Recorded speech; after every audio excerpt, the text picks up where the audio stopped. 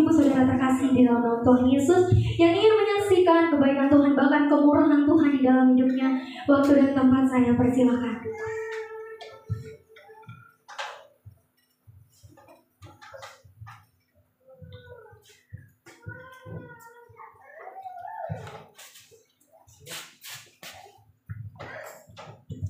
Shalom saudara-saudara semua. Shalom. Shalom. Shalom. Saya ingin sedikit bersaksi tentang kebaikan yang saya rasakan sepanjang saya kuliah di sini. Nah, saudara-saudara, waktu saya pertama kali berangkat ke sini, saya agak sedikit ragu karena saya orangnya tidak mudah bergaul. Saya rasa teman-teman sudah tahu tentang itu. Nah, ketika saya pertama kali menginjakkan kaki ke sini, saya ketemu dengan seorang yang kebetulan itu satu marga dengan saya. Dan ia mempertemukan saya dengan Pak Alki. Nah, pada saat itu kami bertemu dengan Pak Alki. Pak Alki mengajak kami untuk memulai sebuah perintisan. Dan mulai dari situlah saudara-saudara, saya sedikit merasa berbeda dengan teman-teman saya yang lain. Teman-teman saya yang lain ketika mereka mempunyai masalah, mereka semakin menjauh kepada Tuhan. Tetapi saya ketika saya mempunyai masalah, saya mempunyai Bapak di tempat ini yang selalu mengingatkan saya. Dan setelah itu tempat beribadah berpindah ke tempat ini. Saya semakin mendapatkan banyak orang tua di tempat ini, saudara-saudara. Saya ketemu dengan Ibu Frenti, saya ketemu dengan Ibu Nanda dan keluarga, Pak Manula, Pak Purba. Nah, saudara-saudara, Tuhan itu begitu baik bagi saya. Bahkan ketika saya merasa putus asa pun, saya mempunyai teman-teman di tempat ini yang selalu mendukung saya, yang selalu mendoakan saya.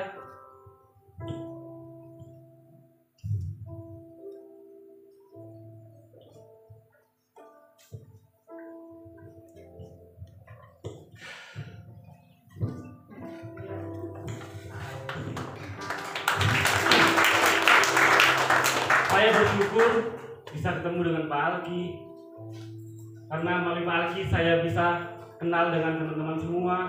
Saya bisa kenal dengan Ibu Nanda yang begitu baik juga bagi saya, Bu Frenti, Ibu Berton, bahkan yang sering mengajak kami makan ke tempat dia, yang dimana teman-teman yang lain mungkin tidak pernah diajak oleh orang-orang tua yang ada di tempat ini.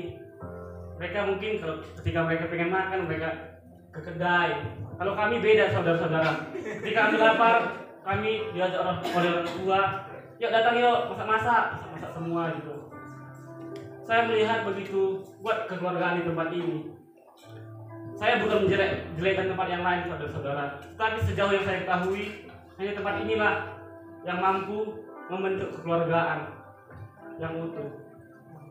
Nah, bagi saudara-saudara yang mungkin merasa sendiri, ayolah bergabung dengan kami di tempat ini. Maka saudara-saudara akan merasakan bagaimana rasanya dianggap di tempat ini, bagaimana rasanya disambut dengan baik. Terpujilah Tuhan, haleluya.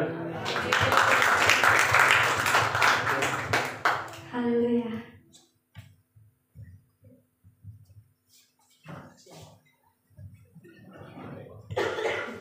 Shalom.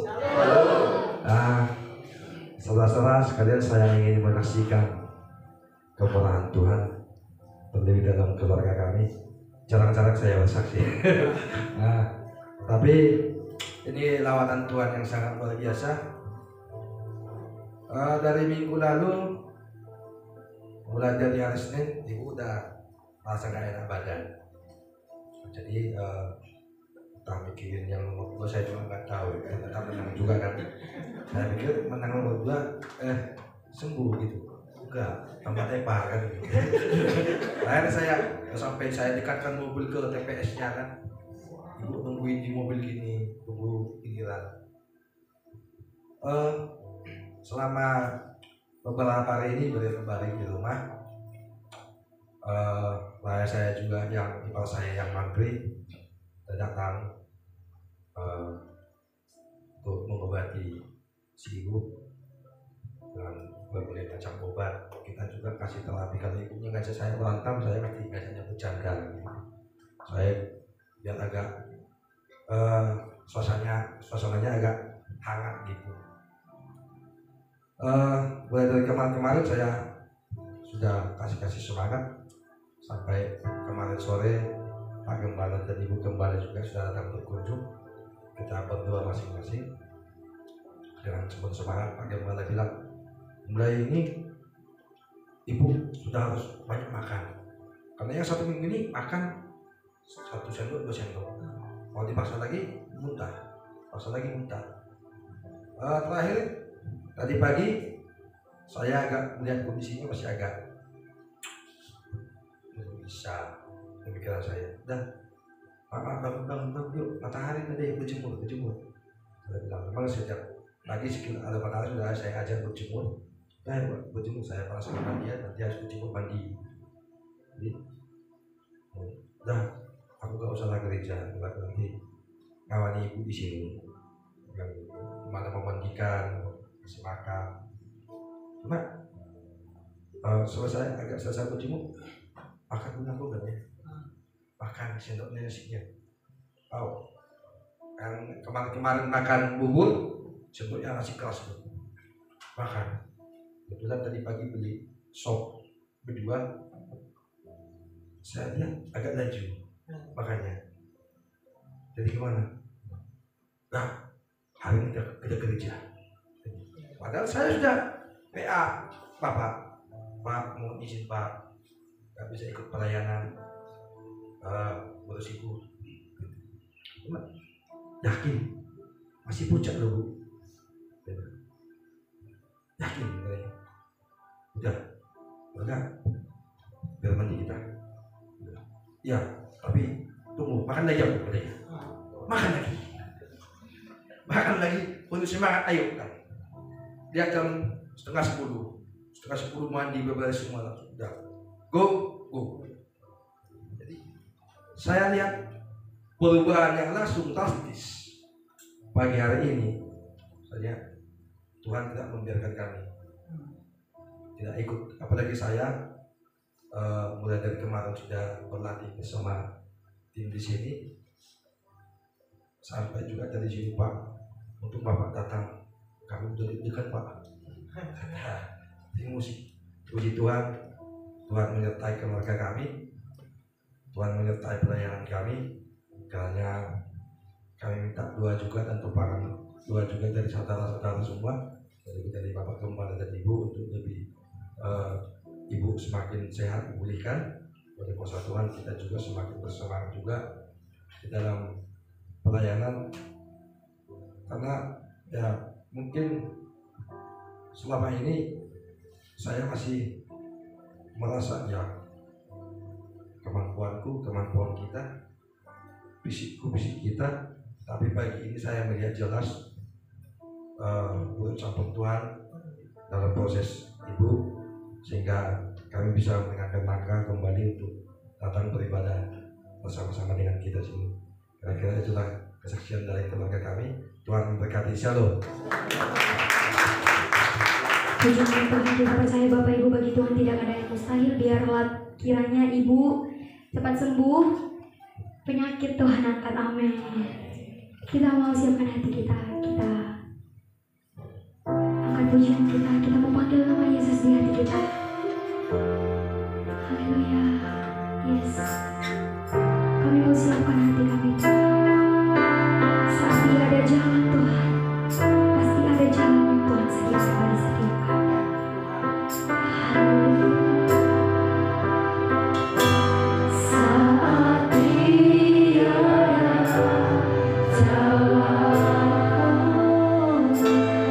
hadapi persoalan,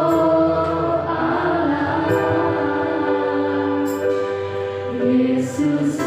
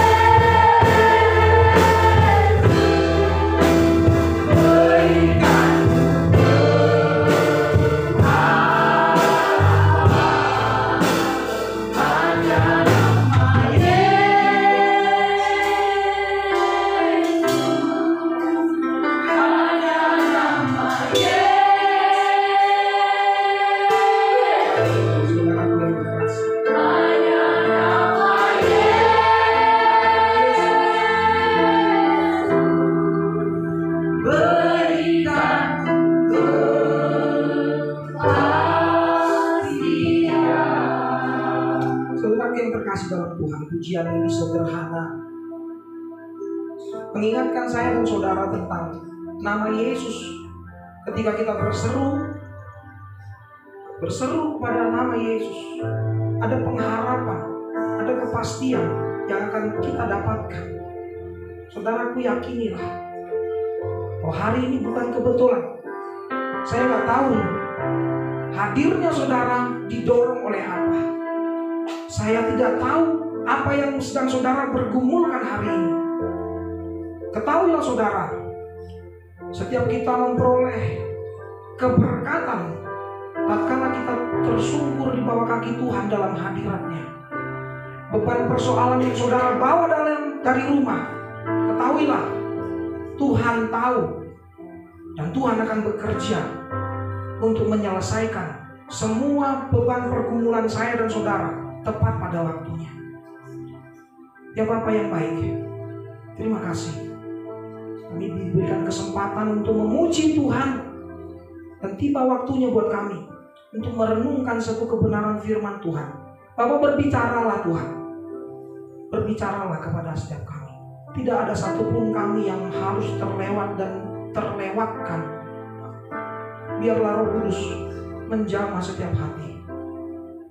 Kami mau Tuhan Yesus fokus, tidak dialihkan oleh suara kebisingan dunia, tidak dialihkan perhatian kami oleh gadget kami. Kami akan konsentrasi, kami siap mendengar firman Tuhan di dalam nama Tuhan Yesus. Haleluya, amin. Silakan dulu saudara-saudara. Saudara yang terkasih dalam Tuhan, mari singkirkan dulu gadget-gadget saudara dan supaya tidak mengganggu konsentrasi kita. Sejenak kita akan merenungkan firman Tuhan. Saudaraku, bukan sebuah kebetulan, tidak ada kesepakatan. Memang saya akan menyampaikan satu firman Tuhan, satu kebenaran firman Tuhan yang judulnya saling memperhatikan, saudara. Lihatlah foto atau gambar yang saudara bisa lihat di slide. Ada orang bergandengan tangan. Ya tentu karena baju merah ini bukan gambaran orang PDIP ya saudara. Ya pakai cuma kebetulan saja saudara-saudara. Tapi ini ada berapa orang itu? 8 orang bergandengan. Ya, nah ada kalau nggak salah itu ada cowoknya satu. Ya itu mungkin kalau nggak David Yaru atau siapa Yohanes mungkin begitu ya. Nah yang di tengah-tengahnya itu saudara, ya itu nggak tahu di siapa. Yang pasti bukan foto saya dan saudara ya. Nah, saudara, ini mau ke Desa Pagar Batu mungkin ya, kalau lihat rumput-rumputnya. Ya, kita akan lihat satu kebenaran firman Tuhan dalam Filipi pasal 2 ayat 19 sampai 30. Saudara, di situ ada di slide. Kemudian saudara bisa lihat juga di HP saudara. Mari kita fokus sejenak. Saya nggak akan panjang untuk menyampaikan ini. Cepat, lugas, jelas. Dikatakan firman Tuhan begini, tetapi dalam Tuhan Yesus, kuharap segera mengirimkan Timotius kepadamu, supaya tenang juga hatiku oleh kabar tentang hal ihwalmu. Ini Paulus berkata demikian kepada jemaat di Filipi. Ayat 20, karena tak ada seorang padaku yang sehati dan sepikir dengan dia, dan yang begitu bersungguh-sungguh memperhatikan kepentinganmu. Paulus berkata tidak ada orang seperti Timotius yang begitu memperhatikan jemaat di Filipi. Sebab semuanya mencari kepentingannya sendiri, bukan kepentingan Kristus Yesus. Ada orang-orang di sekitar Paulus, tetapi mereka tidak sedang bekerja untuk Yesus, tapi untuk kepentingan dirinya sendiri. 22.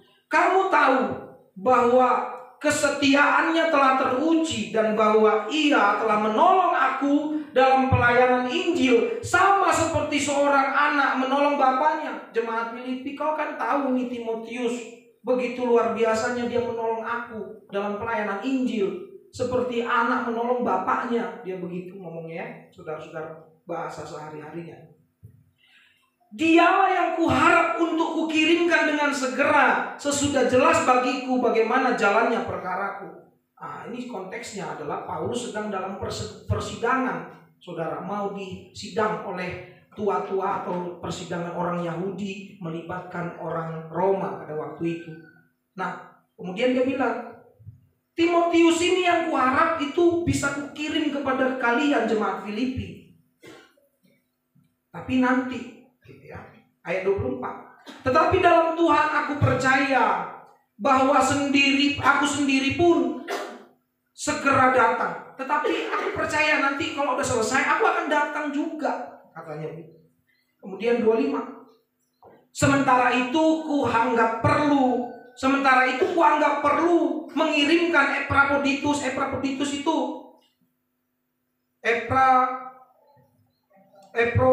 Epaphroditus ya. Epaphroditus ya. Kukirimkan Epaphroditus, yaitu saudaraku dan teman sekerjaku serta teman seperjuanganku yang kamu utus untuk melayani aku dalam keperluanku. Nah, ini kukembalikan Epaphroditus. Kukembalikan kepadamu, gitu ya. Jadi jemaat Filipi mengutus Epaphroditus itu untuk membantu pelayanan si Paulus, Rasul Paulus. 26. Karena ia sangat rindu kepada kamu sekalian dan susah juga hatinya sebab kamu mendengar bahwa ia sakit. Jadi ada kegalauan di tengah-tengah jemaat Filipi ketika jemaat Filipi itu dengar bahwa Epaphroditus itu sakit. Jadi aku pulangkanlah supaya tenang dia, begitu bahasanya. Memang benar ia sakit dan nyaris mati, tetapi Allah mengasihani dia, dan bukan hanya dia saja, melainkan aku juga, supaya duka citaku jangan bertambah-tambah. 28. Itulah sebabnya aku lebih cepat mengirimkan dia, supaya bila kamu melihat dia, kamu dapat bersuka cita pula dan berkuranglah duka citaku. Jadi inilah, maka aku kirimkan segera si Epaphroditus itu kepada jemaat Filipi, supaya nggak ada kegalauan di antara kita. Itu bahasanya. Itulah saudara. 29. Jadi sambutlah dia dalam Tuhan dengan segala sukacita dan hormatilah orang-orang seperti dia. Jadi hargailah, hormatilah Epaphroditus itu. Ya, di tengah-tengah jemaat Filipi.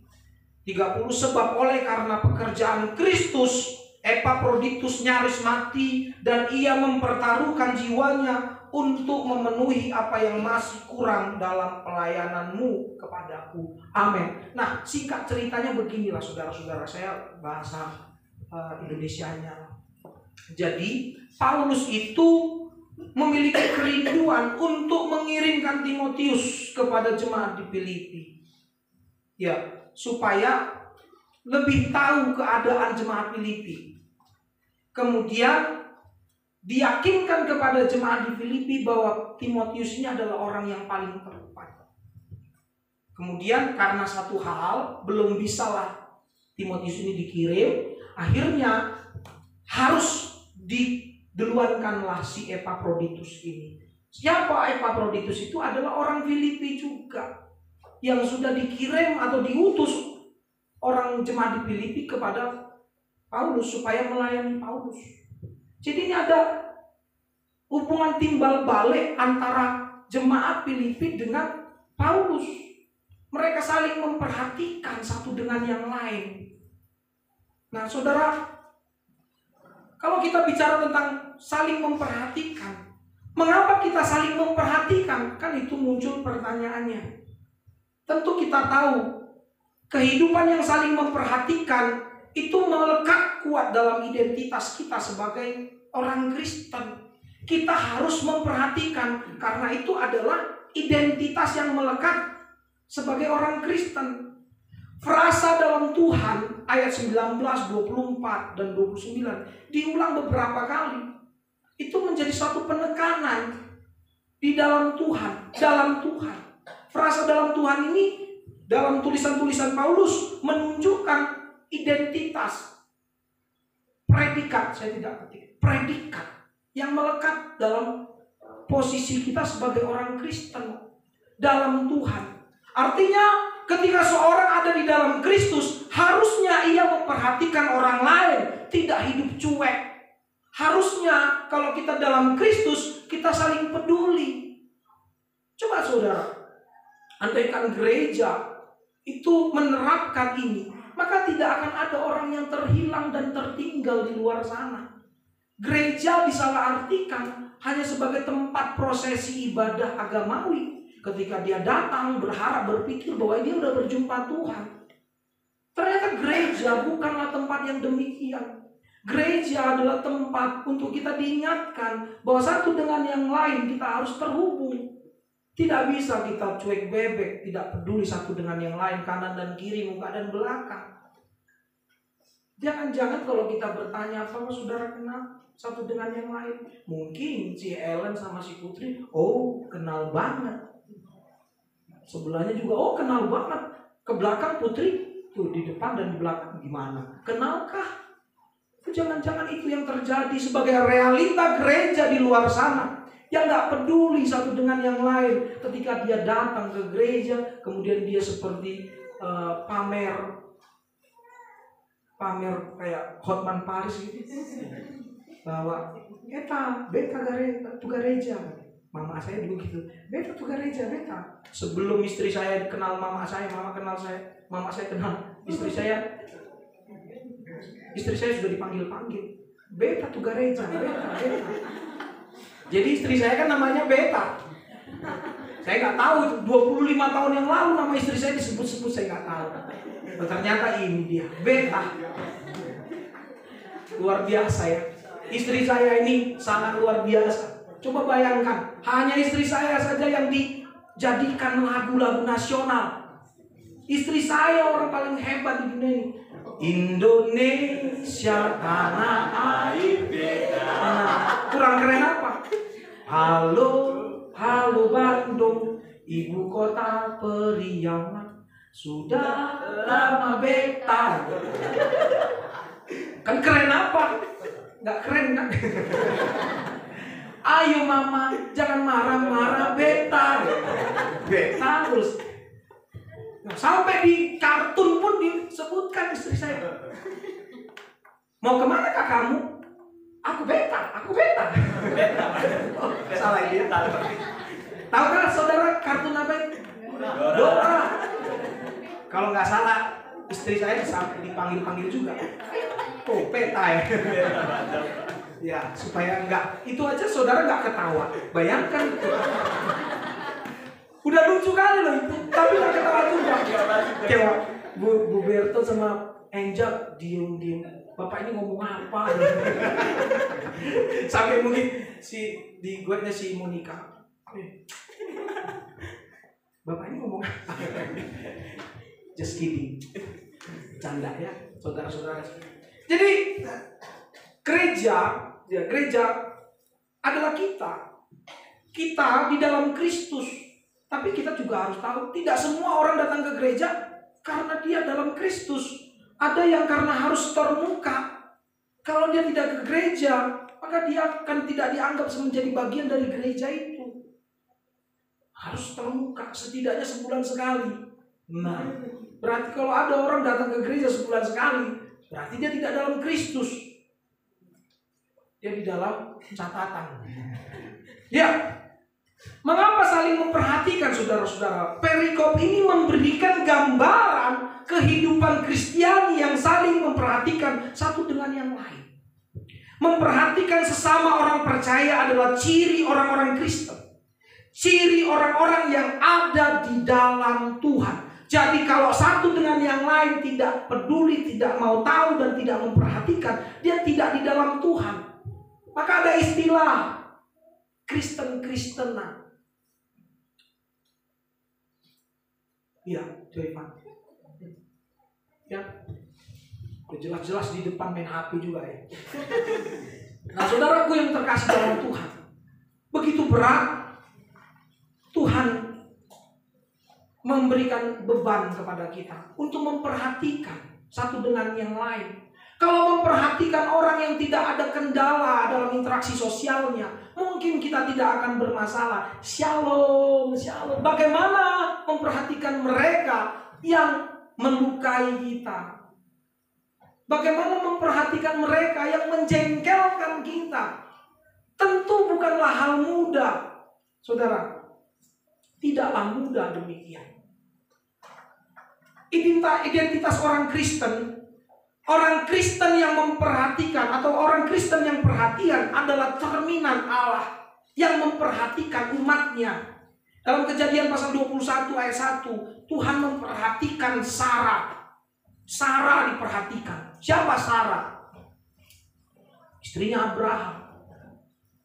Tuhan memperhatikan umatnya dalam kesengsaraannya. Ketika bangsa Israel itu ada di tanah Mesir, Tuhan perhatikan mereka. Sehingga akhirnya proses hijrahnya mereka dari Mesir ke tanah Kanaan terjadi karena perhatian Tuhan ada di sana. 1 Korintus pasal 12 ayat 25 26 dikatakan jemaat adalah satu tubuh yang selayaknya saling memperhatikan. Terlepas si A si B bagaimana. Saya kemarin ingatkan seorang saudara, saya bilang begini. Jangan biarkan orang terlalu muda untuk mengetahui isi kepala dan isi hati saudara dari mimik wajah. Jangan biarkan kita terlalu mudah ditebak dengan datang ke gereja mukanya murung, datang ke gereja terus kemudian air mukanya dipenuhi dengan gambaran gundah gulana. Senyum pun gak ada. Coba bayangkan, orang sudah nebak, ini karena ada masalah ini. Kalau gak masalah sama ini, sama yang ini, tinggal ditebak aja. Terlalu gampang kita untuk menunjukkan itu. Maka kita harus jadi orang Kristen yang bijak lah. Datang ke gereja, tunjukkan ekspresi positif kita. Boleh banyak masalah di luar sana, di rumah, di tetangga, di hubungan pribadi kita dengan teman, pimpinan tempat kerja. Boleh ada segudang di sana. Tapi ketika kita masuk ke rumah Tuhan, tunjukkan bahwa tidak ada bedanya kita dengan mereka, dengan orang-orang yang ekspresi, yang motifnya datang ke Tuhan. Ya kalau sakit kayak Ibu Nanda gini, saya belum pernah. Nah, diem. Gimana saya mau tenaga saya 0,5%? Ibarat itu udah mau low bed. Ya, lain. Ada orang datang ke gereja, terus raut wajahnya itu jelas, udah ditebak dari jalan jauh dah. Wah iya, banyak kali masalahnya. Dan kalau itu menjadi konsisten dalam kehidupan Kristen kita, berarti tidak ada perjumpaan dengan Tuhan selama ini ketika kita ke gereja. Maka saudara, bukan munafik kita ini, kita jadi orang bijak. Jadi kalau datang ke gereja, jangan tampakkan masalah. Tampakkan kalau saudara dan saya adalah orang yang diberkati Tuhan. Orang-orang yang tidak mendengar kebenaran ini, dia datang ke gereja, boleh dia. Bahkan kemungkinan orang-orang yang bermasalah tidak akan datang ke gereja. Tapi kalau seharusnya saudara datang ke gereja, jangan pernah biarkan orang dengan mudah mengetahui isi kepalamu, isi hatimu lewat raut wajah. Jangan biarkan. Boleh banyak masalah. Saudara yang kenal saya, 2 tahun kita bersama, anak-anak mahasiswa ini. Pernahkah kau lihat saya datang ke gereja menampakkan diri kalau saya seolah-olah bermasalah dan saya tidak bawa masalah? Tapi jangan bilang bahwa saya tidak pernah bermasalah. Banyak masalah saya. Tapi saudara, pernahkah saudara lihat saya datang terus kemudian menyambut saudara? Ya. Coba bayangkan itu. Pernahkah? Bahkan saudara bisa sendiri lihat. Shalom. Itu dah. Bapak ini. Itu karena saya profesional aja. Saya profesional. Saya bijak. Andai kata saya tampakkan gini. Ya, oke.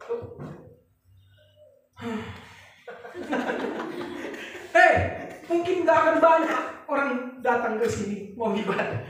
Halo, Bapak ini. Oh, gila. Jadi saya punya masalah, saudara punya masalah. Tapi kalau kita menjadi pribadi yang bijak, jangan biarkan orang begitu mudah mengetahui isi kepala dan isi hati lewat apa? Mimik wajah. Ya. Nah, saudara, Bunda Teresa bilang begini, kelaparan Dan kemiskinan yang paling mengerikan bukanlah tanpa makanan, melainkan kelaparan dan kemiskinan karena mereka tidak dibutuhkan. Merasa tidak dicintai, merasa tidak dipedulikan, merasa dilupakan oleh orang lain. Kenapa banyak orang tidak mau datang ke gereja kita? Kemungkinan itu karena itu. Kemungkinan karena itu. Dan bukan kita ya, banyak orang tidak mau ke gereja, saudara. Saya sudah buat mini riset lah, kecil-kecilan. Mini riset kecil-kecilan ya pasti ya. Mini kan? Saudara bisa lihat di gereja-gereja tetangga kita. Jumlah mahasiswa YKM itu kan ribuan. Sudah saya buat mini riset. 2.000 lebih. 3.300 sekian lah ya. Karena ada yang keluar kemarin. 3.300. Kita buatlah 1.300-nya itu ada di Tarutung. Ya, saudara-saudara, 2.000 ada di sini. 2.000 ada di sekitaran sini. Di sini ada berapa gereja? Kita sisihkan dulu yang Katolik. Jadi 7 lah gereja selain Katolik gitu ya. Kita bagi-bagi lah itu dari 2.000 ini. Kita bilanglah 100 sudah di sini. Kenyataannya tidak ada 100 mahasiswa ke sini. 200 ke HKBP, 200 ke GKPI. Udah penuh kali tuh. 200, 100 ke GPI karena walaupun nggak mungkin. 200 ke GPDI, ke GBI 100, ke GMI 100. Saudara tahu nggak mungkin juga GBI dan GMI 100 kan? Terus mana lagi? HKI, GKLI 100. Kemana yang 1.000 yang lain? Udah jelas kan?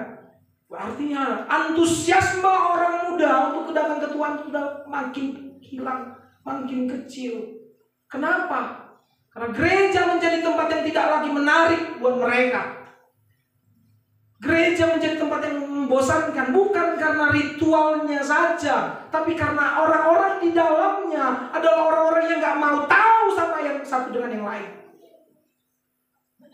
Bahkan kemungkinan besar kita tes nih. Saudara ini kenalkah singermu? Itu kan singernya.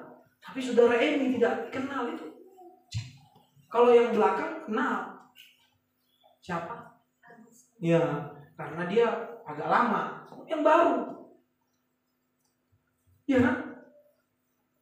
Ngeri kan Indonesia ini kan? Ngeri. Betapa kita itu merasa ya dia gua gitu. Jangan kalau ditanya lagi, saya cek lagi. Ya kalau si Meli sama si Lina, wah hafal banget Pak. Semua sampai hartanya pun aku hafal. Tapi kalau Yusmita sama kakak yang sebelah kiri tahu. Ya, kakak itu juga nggak tahu. Karena Yusmita pakai masker. Nggak COVID pun pakai masker. Bayangkan ini. Maka hari ini nanti sebelum kita pulang, saya mau kita kenalan, kita cairkan suasana. Jangan duduk sama orang yang ada kita kenal, kita harus cairkan. Iya kan? Paling enak kalau Abang Mio sama adik sebelah pasti kenal deh. Iya toh?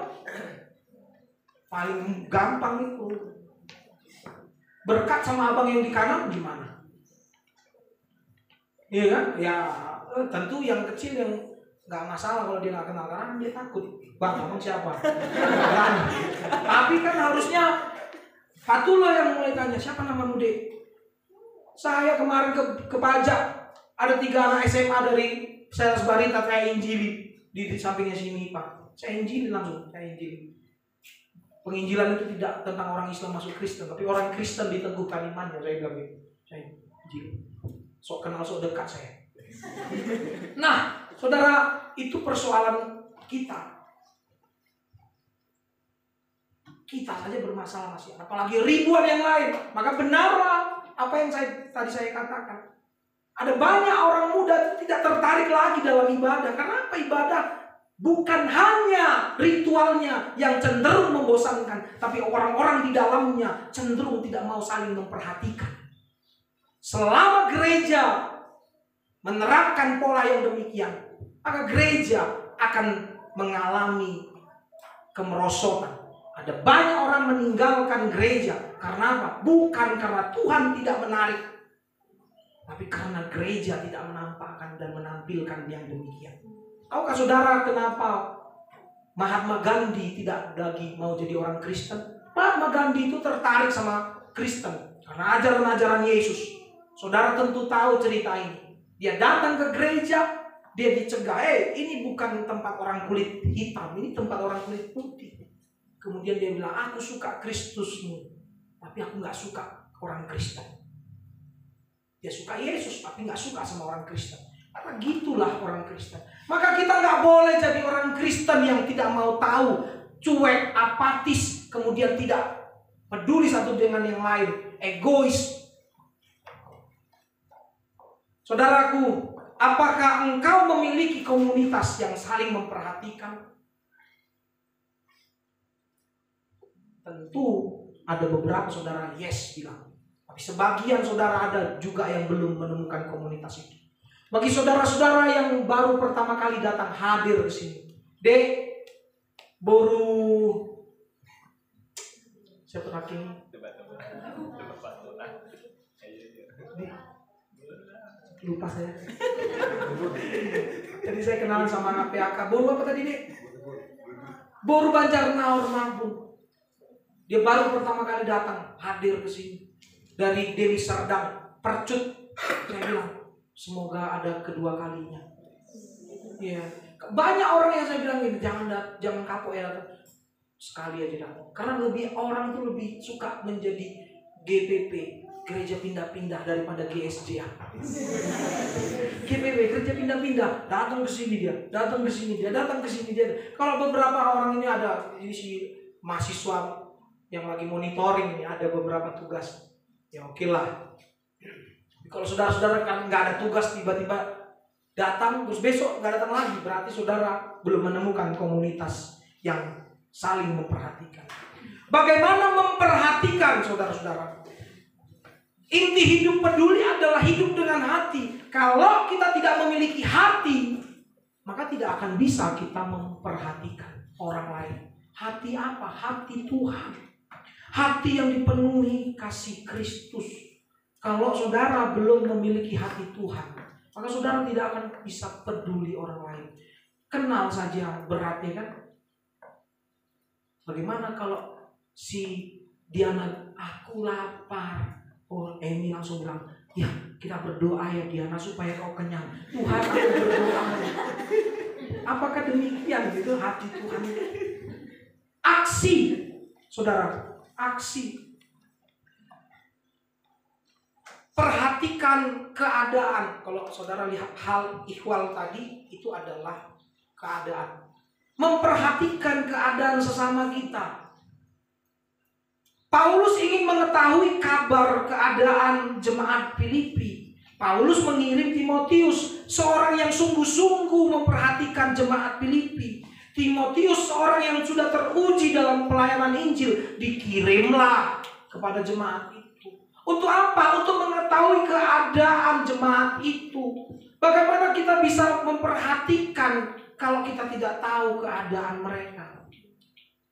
Tidak semua yang bisa kami kunjungi. Tapi seandainya kita bertukar cerita di tempat ini, mungkin kita akan tahu keadaan satu dengan yang lain. Tadi saudara-saudara Nipa cerita disebutkan nama ibu-ibunya, bapaknya enggak ya. Karena yang ngasih makan tuh ibu-ibunya gitu.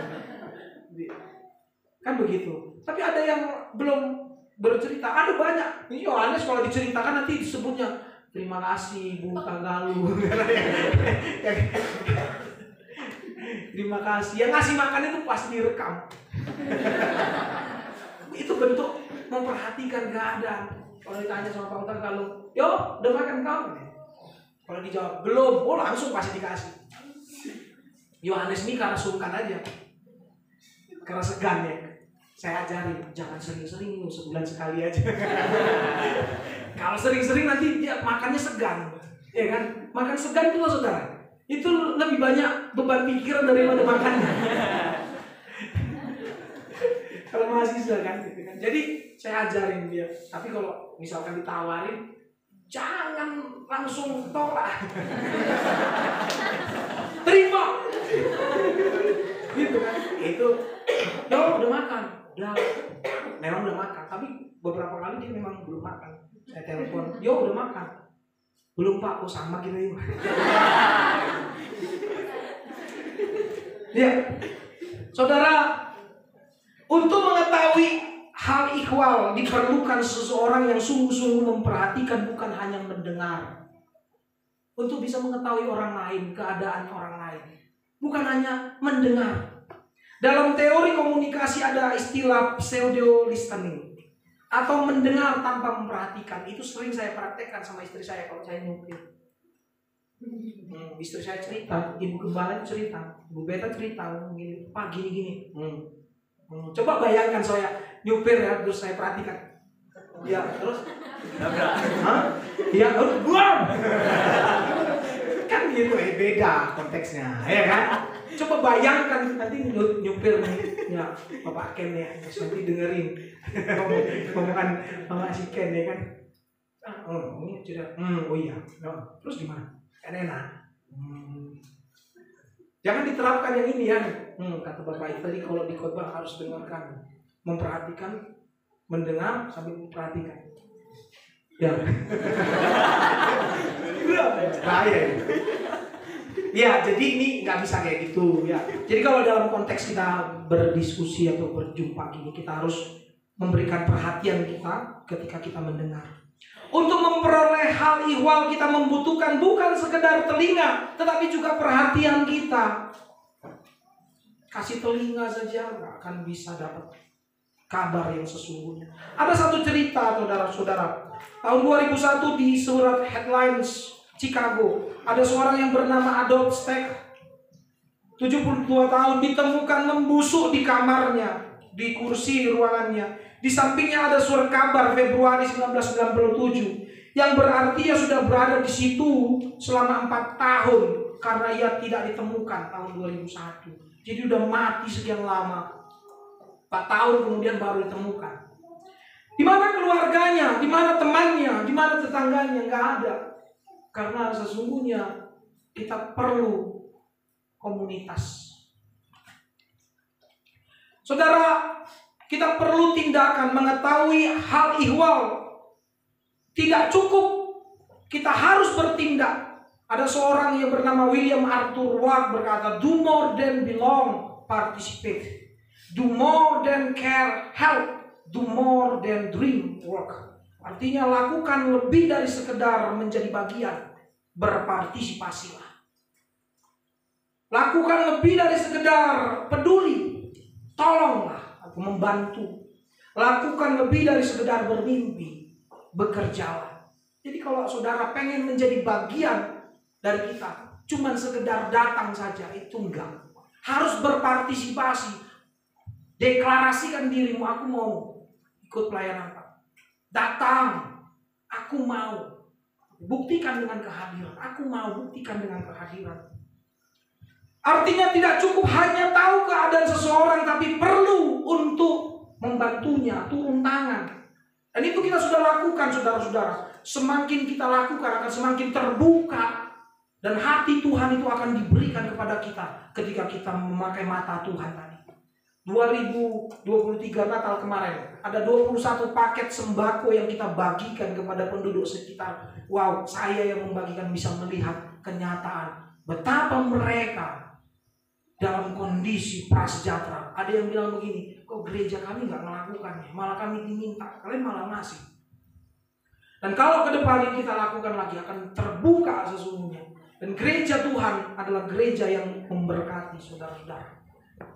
Yakobus pasal 2 ayat 15-16, jika seorang saudara-saudari tidak mempunyai pakaian dan kekurangan makanan sehari-hari, dan seorang dari antara kamu berkata, selamat jalan, kenakanlah kain panas dan makanlah sampai kenyang, tetapi ia tidak memberikan kepadanya apa yang perlu bagi tubuhnya, apa gunanya itu?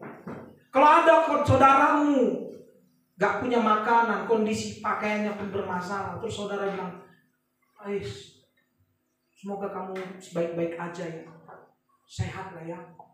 Sementara prihatin kita dengan apa yang dia pakai, prihatin kita dengan apa yang dia sedang alami. Sekedar kata-kata saja, maka kita bukanlah orang yang bertindak dalam Tuhan, bukan memperhatikan. Ada beberapa orang datang ke rumah saya, mahasiswa. Dia datang tidak memakai sendal, saudara. Kemana sendal, Dik? Gak ada, Pak, katanya.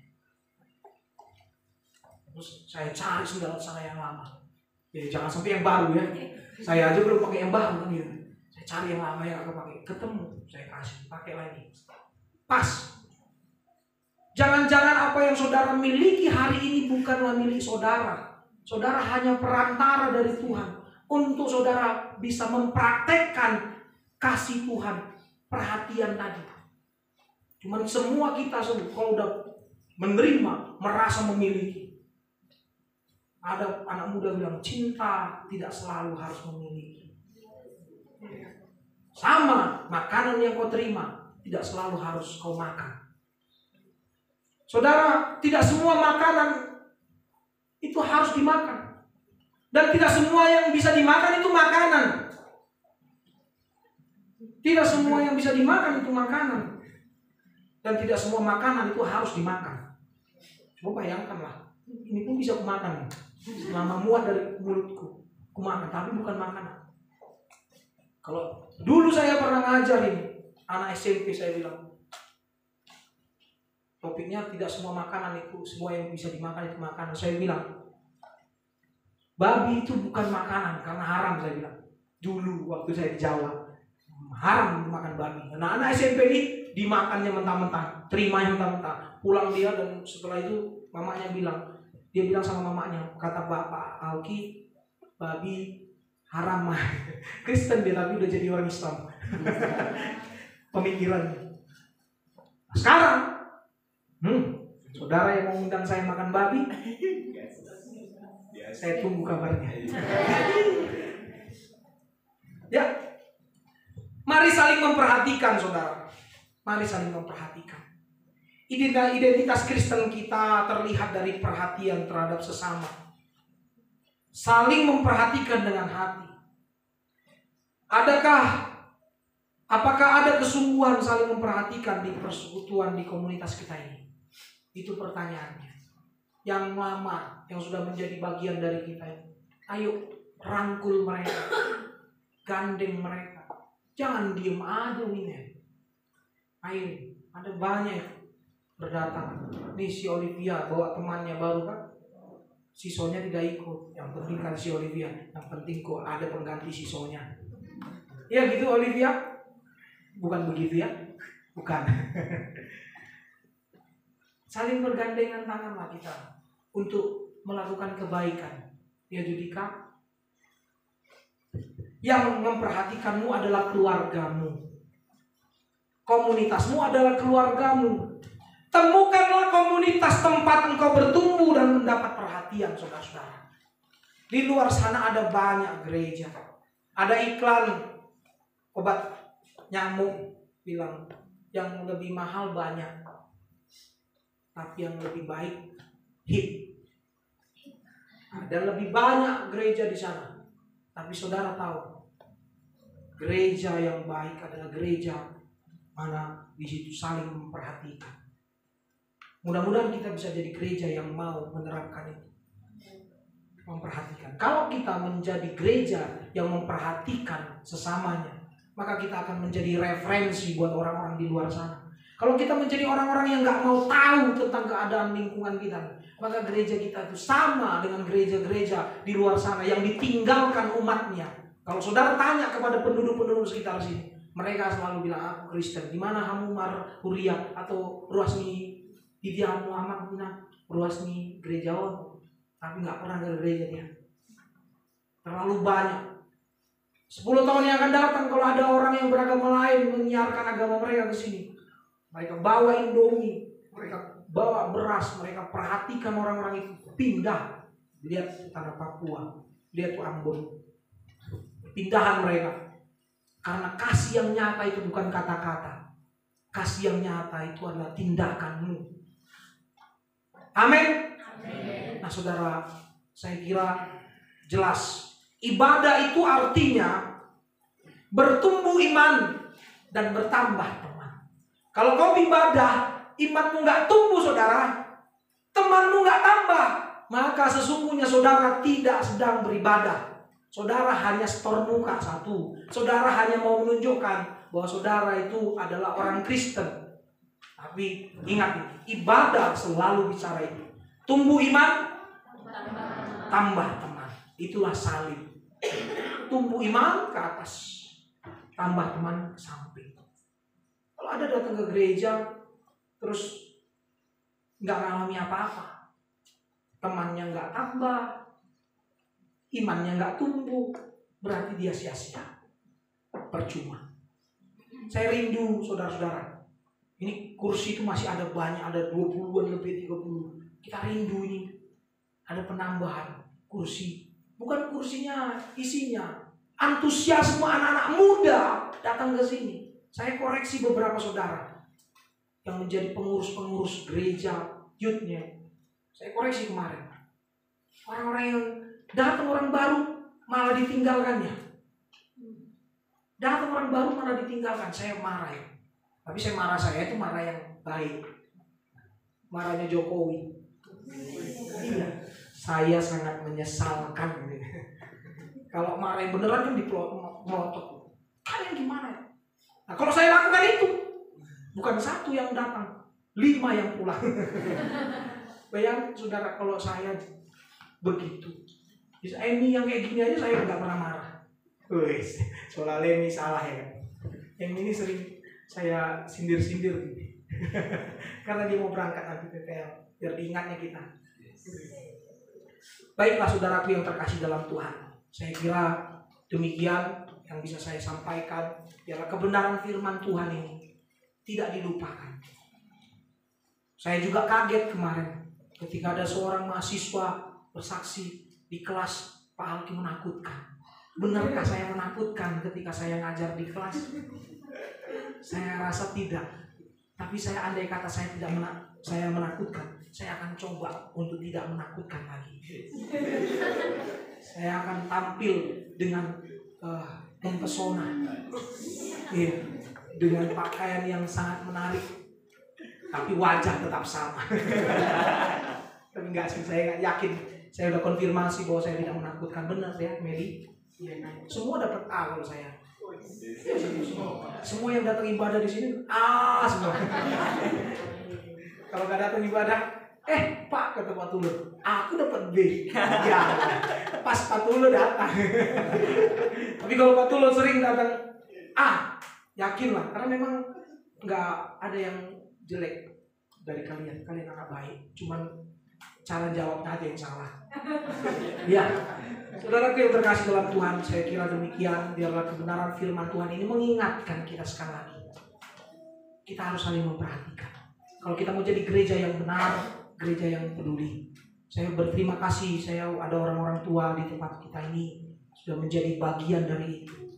Karena penggembalaan ini bukan struktur, tapi fungsi. Dan fungsi penggembalaan itu tidak per orang, tapi dia harus teamwork. Dan saya punya tim ini.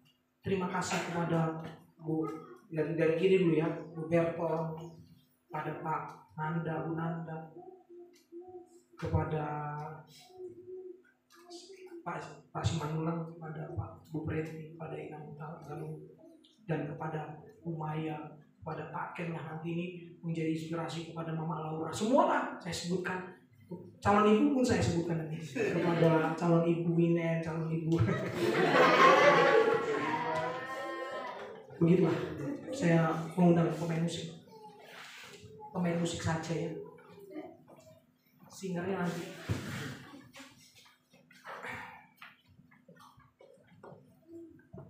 Kita akan kenalan satu dengan yang lain.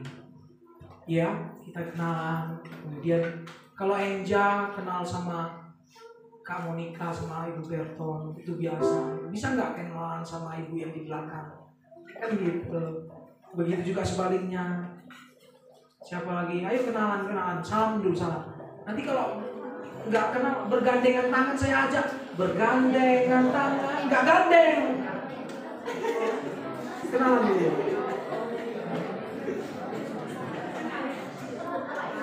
Ya.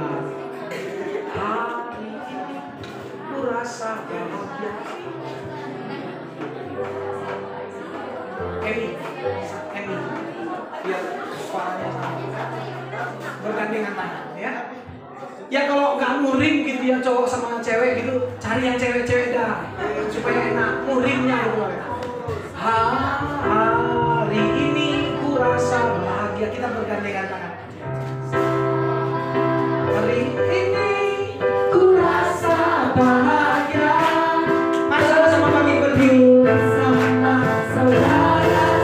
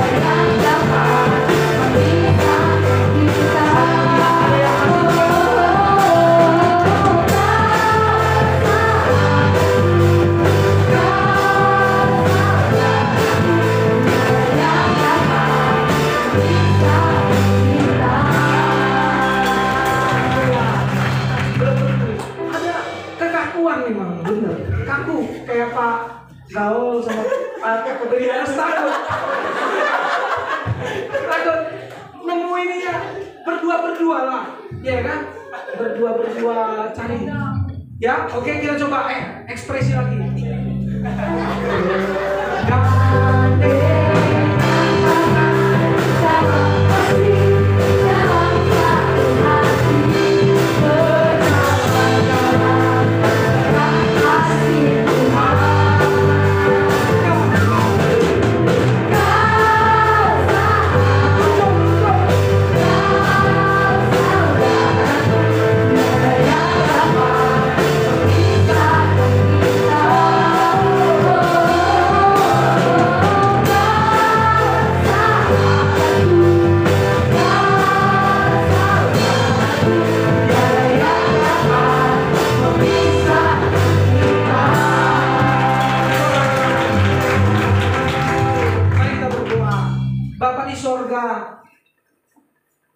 Nggak mudah untuk kami menerapkan kebenaran ini, tapi kami akan belajar untuk peduli, untuk memperhatikan saudara kami yang berat buat kami melakukannya tatkala hati kami belum memiliki hati Yesus.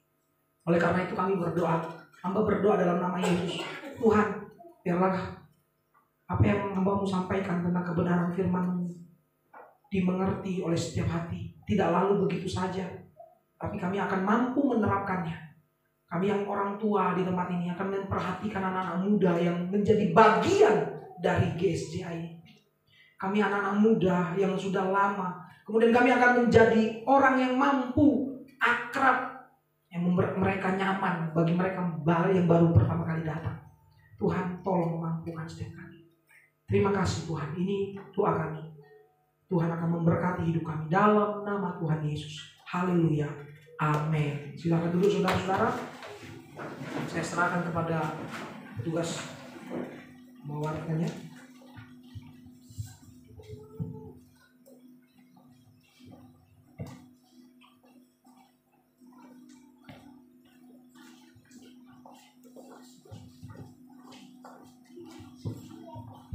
Shalom bagi kita semua. Masih kurang semangat, shalom.